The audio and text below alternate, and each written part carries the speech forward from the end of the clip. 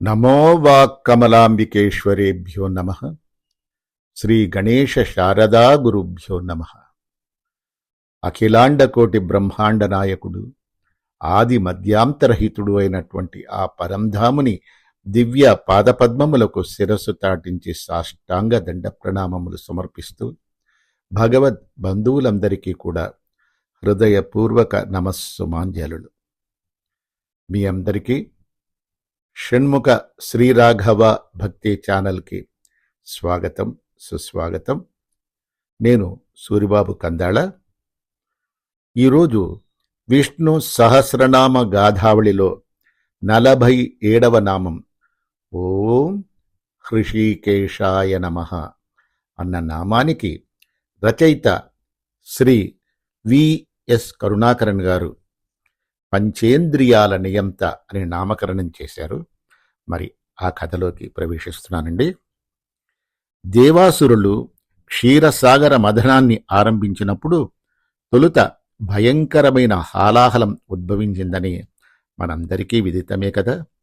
ఆ భయంకర గరళాన్ని దేవాసురుల రక్షణకై తాను పరిగ్రహించి పరమశివుడు నీలకంఠుడయ్యాడు.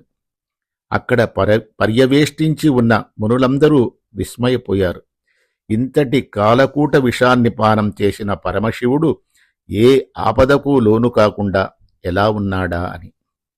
అందులో కొందరు మునులు ఇలా అభిప్రాయపడ్డారు. పరమశివుడు సాక్షాత్తు మదనాంతకుడు కదా, తన పంచేంద్రియాలను నియంత్రించగల శక్తి ఉంది కనుకే ఈనాడు గరళాన్ని కంఠంలో ధరించగలిగాడని.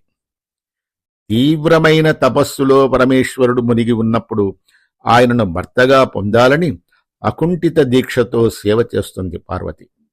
శివుడిని ఏ విధంగానైనా పార్వతి వంక ఆకర్షింపచేయాలనే సత్సంకల్పంతో మన్మధుడు తన పూల బాణాన్ని వేయటం, ముక్కంటి చూపుకు భస్మం కావటం సర్వులకు విదితమే కదా. నీలకంఠుడిని ముక్తకంఠంతో అందరూ స్తోత్రం ఇలా చేశారు. నీవు గరళాన్ని నిజంగా జయించినవాడు. ఎందుకంటే కాముడి ప్రభావాన్ని కాదని అతనిని భస్మం చేసినవాడు నీవే కదా. క్షణకాలం పాటు ఈ స్తోత్ర పాఠాలను వింటున్న కామారి తాను ఉబ్బులింగడే అయ్యాడు. అది గ్రహించుకొని ఈ ప్రపంచానికి వాస్తవాన్ని తెలియజేయమని పరమేశ్వరుడు నారాయణుణ్ణి తీవ్రంగా ప్రార్థించాడు. ఎందుకంటే శివుని దృష్టిలో తాను మదనుడిని భస్మం చేసినా, కాలకూట విషాన్ని కంఠాన్ని ధరించినా అంతా ఆ శ్రీమన్నారాయణుడి దయవలనే అని, ఆ నిజాన్నే ప్రపంచానికి ఎరిగించమని నారాయణుడికి మనసారా విన్నవించుకున్నాడు పరమేశ్వరుడు. తన ప్రియభక్తుడైన శివుడి విన్నపానికి సమాధానంగా నారాయణుడు క్షీరసాగర మదనమప్పుడు అమృతం ఆవిర్భవించిన వేళను తిరిగి కన్నుల ముందు సాక్షాత్కరింపచేసేవాడు.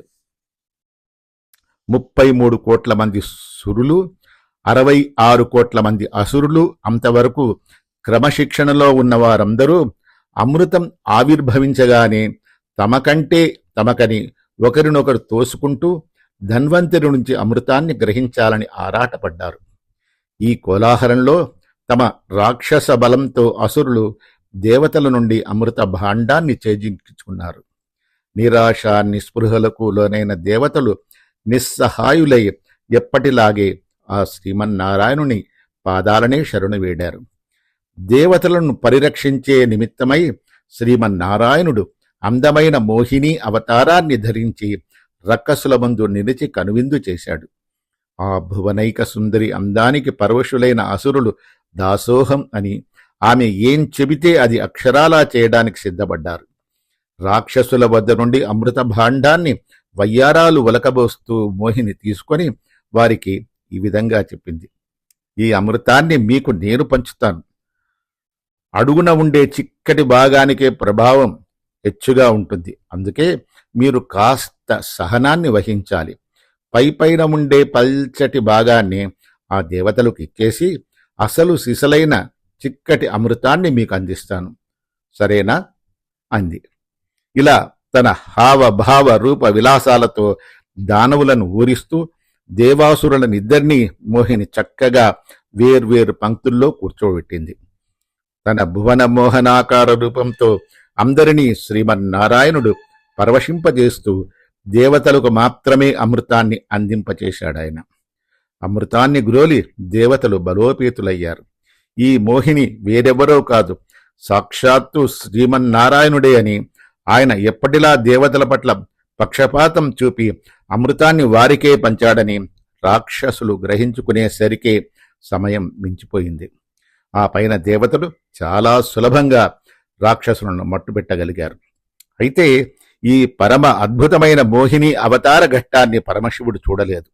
ఎందుకంటే ఆయన పార్వతితో కలిసి విషపానం వలన కలిగిన తాపాన్ని చల్లార్చుకుంటూ కైలాస శిఖరానికి వెళ్లడం జరిగింది. నారద మహర్షి ద్వారా శివుడు నారాయణుడు అద్భుతమైన మోహిని అవతారాన్ని ధరించడం, నేర్పుగా అమృతాన్ని రాక్షసుల పాలు కాకుండా దేవతలకే పంచడం వంటి సంఘటనలను గూర్చి తెలుసుకోవడం జరిగింది. అందుకే శివపార్వతులిద్దరూ కలిసి వైకుంఠానికి వెళ్లారు. ఏ జీవులైతే తమ ప్రాణాలను ఏకోత్తర శత అనే నాడి ద్వారా భక్తియోగం లేదా ప్రపత్తి తరువాత విడుస్తారో వారు శ్రీమన్నారాయణుని దయవలన అర్చిరాది మార్గం ద్వారా ప్రయాణం చేసి విరజానదిని దాటి పరమ పవిత్రమైన వైకుంఠధామాన్ని చేరుకోగలుగుతారు. విరజానది ఇహ పరలోకాల మధ్య సరిహద్దు వంటిది. ఆ ప్రాణులకు తిరిగి ఈ ప్రపంచంలో జన్మ ఎత్తే అవసరమే ఏమాత్రమూ ఉండదు. ఈ బ్రహ్మాండంలో ఈ వైకుంఠానికి ఒక నకలు వంటిది ఉంది. అక్కడు కేవలం పరమశివుని వంటి అద్భుతమైన శక్తులు గలవారు లేదా బ్రహ్మ నారదాదుల వంటి వారు మాత్రమే ప్రవేశింపగలరు. దీనిని తిరుమల తిరుపతి దేవస్థానం వారు వేరువేరు ప్రదేశాలలో తిరుమల గుడి, శ్రీ వెంకటేశ్వర ప్రతిరూపాలను అమర్చనలో పోల్చవచ్చు. దీనిని కార్య వైకుంఠమని అంటారు. కైలాసం నుండి వైకుంఠానికి వేంచేసిన ఆది దంపతులను చిరునవ్వుతో స్వాగతం పలుకుతూ ఏమి సెలవు అని నారాయణుడు ప్రశ్నించాడు. నీవు మోహిని అవతారాన్ని ధరించావని నాకు నారద మహర్షి ద్వారా తెలిసింది. తిరిగి నా కోసం ఆ మోహిని అవతారంలో నాకు దర్శనమియ్యమని నా విన్నపం అని పరమేశ్వరుడు తన అభీష్టాన్ని వెలుబుచ్చాడు. ఆనాడు అసురులను తికమక పరిచేందుకే ఆ రూపాన్ని ధరించవలసి వచ్చింది తప్ప మరేమీ లేదు పరమేశ్వర, దానిని చూడాలని నీకెందుకింత ఆతృత అన్నారు పరంధాముడు. ఆ దర్శన భాగ్యం నేనెందుకు వదులుకోవాలి అన్నాడు పరమేశ్వరుడు. సరే అంటూ నారాయణుడు తిరిగి మోహిని అవతారాన్ని ధరించి శివపార్వతుల ఎదుట సాక్షాత్కరించాడు. తన కనుల ఎదుట ఉన్న సుందరి సాక్షాత్తు శ్రీమన్నారాయణుడే అని తెలిసినా అంతటి మదనాంతకుడు ఆ సుందరిని పొందాలని తీవ్రంగా ప్రయత్నించాడు. ఆమె పట్ల తనలో కలిగిన కామ వికారాలను ఏ విధంగానూ నిరోధించలేకపోయాడు. ఆ పైన జరిగినది సర్వవిదితమే కదా. ఈ విధంగా శివకేశవులను కలిగిన పుత్రుడు స్వామియే శరణమయ్యప్ప అని మనమందరము కొలుచుకుంటున్న ప్రత్యక్ష దైవం స్వామి అయ్యప్ప అని కొన్ని పురాణాల ద్వారా వెల్లడవుతోంది. ఈ ప్రహసనం పూర్తయ్యేసరికి హరుడు తలవంచుకొని చిరునవ్వులు చిందిస్తున్న హరి ఎదుట నిలబడి ఉన్నాడు. పార్వతి మందహాసంతో ఇలా అంది, నాథ, మోహిని ఒక అద్భుతమైన కల్పనే అని తెలిసి మదనాంతకుడైన సాక్షాత్తు పరమేశ్వరుడే ఇలా వికారానికి లోనవుతారని నేనెప్పుడూ ఊహించలేదు సుమా అని పార్వతీదేవి అనగానే అంతటా శ్రీమన్నారాయణుడు స్వయంగా శివపార్వతులకు ఇలా సెలవిచ్చాడు. నా సంకల్పం కృపవలనే తను ఆనాడు పంచేంద్రియాల ప్రభావాలను లోను కాకుండా మన్మధుడంతటి వాడిని భస్మం చేయగలిగాడని పరమశివుడు ఈ లోకానికి తెలియజేయ నిశ్చయించి మనస్సులో నన్ను తీవ్రంగా ప్రార్థించాడు. అదేవిధంగా ఈనాడు నా సంకల్పం వలనే ఆయన తిరిగి మనోవికారాలకు లోనవడం జరిగింది. నారాయణ, నీకు నమోవాక్కములు. శివుడు తన కృతజ్ఞతలను తెలుపుకున్నాడు. పంచేంద్రియాలను నియంత్రించే పరమశక్తివంతుడు అయిన పరమాత్మవు నీవే. నీ కృపా కటాక్షాల వలనే ఎవరైనా వాటిని తమ అధీనంలో ఉంచుకోగలుగుతారు. కాకున్నా ఆ ఇంద్రియాలు వ్యక్తులను నియంత్రిస్తాయి. అందుకే నిన్ను ఋషికేశుడంటారు. అంటే పంచేంద్రియాల నియంత్రణకర్త అని అర్థం. నీ భక్తులను రక్షించడంలో నీకు హర్షం కలుగుతుంది. వారికి సౌభాగ్యాలను నీవు నీ ఆధిపత్యం ఐశ్వర్యం ద్వారా సమకూర్చుతావు. అందుకే నీవు హృషీకేశుడవైనావు. అందరి పంచేంద్రియాలను నియంత్రించేవాడివి నీవే. దీనికి నేను బ్రహ్మ వంటి వారం కూడా అతీతులం కాదు. అటు తర్వాత ఆది దంపతులైన శివపార్వతులు తమ నివాసమైన కైలాసానికి చేరుకున్నారు. అందుకే ఇంద్రియాలను నియంత్రించగలిగే ఆ హృషీకేశుని దయలేనిదే మనమెవ్వరము మన ఇంద్రియాలను శాసించలేము. నిరుక్తిలో ఈ విధంగా చెప్పబడింది: ఇంద్రియాణం నియంతృత్వాత్ హృషీకేశ ప్రకీర్తితః. ఈ రోజులలో మన కన్నుల ముందు ఎన్నెన్నో రెచ్చగొట్టే సన్నివేశాలు కనిపిస్తూ ఉంటే మనలను మనం నిగ్రహించుకోవాలంటే హృషీకేశుని దయ ఉండి తీరాలి. జీవితంలో ఏ రంగంలోనైనా ప్రగతిని సాధించాలంటే హృషీకేశుడి అనుగ్రహం ఉండి తీరాలి. నురిక్తిలో క్లుప్తంగా వివరించడమైంది. ఆగమశాస్త్రాల ప్రకారం భక్తుడు తన శరీరంలోని పైభాగంలో 12 ఊర్ధ్వపుండ్రాలను ధరించాలి. ఒక్కొక్క ఊర్ధ్వపుండ్రం శ్రీమన్నారాయణుడి ఒక్కొక్క నామానికి ప్రతీక.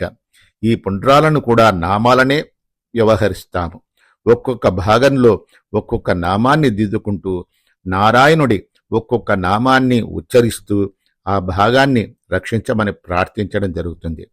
కంఠానికి ఎడమ భాగాన నామాన్ని దిద్దుకుంటూ ఉచ్చరించవలసిన నామం ఓం హృషీకేశాయ నమః. ఆయన శరీరం మెరుపు కాంతులీనుతూ ఉంటుంది. ఆయన 4 చేతులలోనూ 4 దివ్య ఆయుధాలను ధరించి ఉంటాడు. భక్తులు ఆయనను నిత్యము ప్రార్థిస్తూ ఉండేది ఒక్కటే: ఓ నారాయణ, మా ఇంద్రియాలను సక్రమ మార్గంలో నడిపించు అని. రండి, మనం కూడా ఆయన కృపకు పాత్రలమవుదాం. భగవద్బంధువులారా రండి. ఓం హృషీకేశాయ నమః. అద్భుత నామాన్ని ఎప్పుడూ జపించుకుందాం. మనమంతా కూడా తరిద్దాం. మరి ఈరోజు ఒక చిన్న నీతి కథని మనం చెప్పుకుందామండి. పరమ గురువులు శ్రీ శ్రీ శ్రీ విద్యాప్రకాశానంద స్వామి వారు పరమార్థ కథల్లో తెలియచేసిన కథ వాసనా దుష్ప్రభావం. ఒకానొక పట్టణమందు ఒక రైతు నివసించుతూ ఉండెను. అతడు అతి సంపన్నుడు కాడు, కడు బీదవాడు కాడు, మధ్యతరగతికి చెందినవాడు. ఒకనాడతడు తన ఆరోగ్యం సరిగా లేనందున మందు కొరకై వైద్యుని యొద్దకు వెళ్ళాను. వైద్యుడు వసగిన ఔషధం బహుకాలము సేవించినప్పటికీ అతని వ్యాధి నయము కాకుండాను. ఎందరో వైద్యులను ఎన్నియో ఔషధములను సేవించను, కానీ ఆరోగ్యము కలుగకుండాను. చుట్టచుదుకు ఒక బిషగ్వరుడు అతని రోగమును గూర్చి బాగుగా పరిశోధనను సలిపి అది ఏదియో పైత్య సంబంధమైన వ్యాధి అని నిర్ణయించి తన నివారణోపాయనం గురించి రైతునకు ఈ ప్రకారముగా సూచించాను: ఓ రైతుగారు, మీరిక ఔషధము లేమియూ సేవింపవలసిన పని లేదు. ఒక చిన్న ప్రక్రియ ద్వారా మీ రోగము సమూలముగా తొలగిపోవును. ప్రతిరోజు ఒక ఉప్పు కళ్ళు బుగ్గన పెట్టుకొని చప్పరిస్తూ ఉండండి. ఈ ప్రకారముగా చేసినచో బహుకాలము మిమ్ములను వేధించిన ఈ రోగం పూర్తిగా నయమైపోతుంది. వైద్యుని ఆదేశ ప్రకారము రైతు ఆ ప్రకారమే బుగ్గలో ఒక ఘనమైన ఉప్పు కళ్ళు పెట్టుకొని చప్పరించుచూ ఆ రసమును మృంగుచూ ఉండెను. ఇట్లుండ ఒకనాడతనికి ఇంటిలో ఒక విందు జరిగాను. ఆ విందు కొరకై కొన్ని మిఠాయిలు కావలసి వచ్చి రైతు పట్టణములోని ముఖ్యమైన మిఠాయి అంగళ్లకు వెళ్లి భక్ష్యములన్నింటినీ కొద్ది కొద్దిగా రుచి చూడదొడగాను. కానీ ఒక్కటి కూడా తీపిగా లేదు, ఉప్పగా నుండాను. అందుచే ఆ అంగళ్లను విడిచిపెట్టి వేరొక మిఠాయి అంగడికి వెళ్ళాను. అచ్చట కూడా అది ఏ పరిస్థితి అనగా అన్ని తీపి వస్తువులు ఉప్పగా నుండాను. అప్పుడు ఆ రైతునకు కోపం వచ్చి అంగడివాడితో ఇట్లు దురుసుగా మాట్లాడాను: ఏమయ్యా, మీ అంగడిలో ఒక్క తీపి పదార్థము కూడా లేదే, అన్నీ ఉప్పగానున్నవే. ఇట్లున్నచో మీ అంగడిలోని ఈ మిఠాయిలను ఎవరు కొందురు? అంగడి యజమాని చాలా తెలివిగలవాడు. తన దూరదృష్టిచే అసలు కారణం తెలుసుకొని ఆ రైతుతో ఇట్లు పలికెను, మహానుభావా, మా అంగడిలోని మిఠాయిలన్నీ చక్కెరతో చేయబడినవే, ఉప్పుతో గాని కారముతో గాని చేయబడినవి కావు. ఒక్కటి కూడా లేదు. ఇదిగో ఈ చెంబులోంచి మంచినీళ్లతో మీ నోరు కడుక్కొనముడు. అంగడివాని అభీష్ట ప్రకారం రైతు మంచినీళ్లతో తన నోరు కడుక్కొని తదుపరి మిఠాయి రుచి చూడగా అత్యంత మధురముగా మహాస్వాదిష్టముగా నుండెను. తోడనే ఆ మిఠాయిలన్నిటినీ కొనుక్కొని తన ఇంటికి వెళ్లి విందు జయప్రదముగా జరిపించాను. రైతునకు మిఠాయి మొదట ఉప్పుగా ఎందులకు తోచెను? వాస్తవముగా మిఠాయి ఉప్పగా లేదు. అతని నోటిలో గల ఉప్పుకల్లు వలన అట్లు తోచెను. ఆ ఉప్పుకల్లు నోటిలో ఉన్నంత వరకు అన్ని తీపి పదార్థములు ఉప్పగా తోచెను. ఉప్పదనము బాహ్య పదార్థమందు లేదు, తన నోటి అందున్న ఉప్పుకల్ల ఆ ఉపదనమునకు కారణం. అట్లే అనేక జన్మార్చితములైన ప్రాపంచిక వాసనలు మనుషుని యందు ఉండుట వలన దైవ కార్యము, దైవ ధ్యానము, దైవ చింతనము అతనికి రుచించుటలేదు. మరియు ప్రపంచము దుఃఖమయముగా అతనికి తోచుతున్నది. తన యందున్న అజ్ఞానమే దానికి కారణము. వాస్తవముగా ప్రపంచమునంతటా సచ్చిదానంద పరమాత్మయే కలడు. ఆనందమయమగు ఈ జగత్తు అజ్ఞాన కారణమున మనలకు దుఃఖపూరితముగా కానవచ్చున్నది. ఈ కథలో స్వామివారు చెప్పిన నీతి, ప్రతి వారును తమ యందలి కామ క్రోధాది జన్మాంతర దుష్ట వాసనలను, అజ్ఞానమును వివేకముచు పారద్రోలి దృష్టిని జ్ఞానమయముగా ఉనర్చుకొని తద్వారా జగత్తును బ్రహ్మమయముగా గాంచి పరమానందమును అనుభవించవలెనని స్వామివారు చక్కటి నీతిని మనకి బోధించారు. జై శ్రీమన్నారాయణ, జై శ్రీమన్నారాయణ, జై శ్రీమన్నారాయణ, జై జై జై. జై శ్రీమన్నారాయణ, జై శ్రీమన్నారాయణ, జై శ్రీమన్నారాయణ, జై జై జై. జై శ్రీమన్నారాయణ, జై శ్రీమన్నారాయణ, జై శ్రీమన్నారాయణ, జై జై జై. జై శ్రీమన్నారాయణ.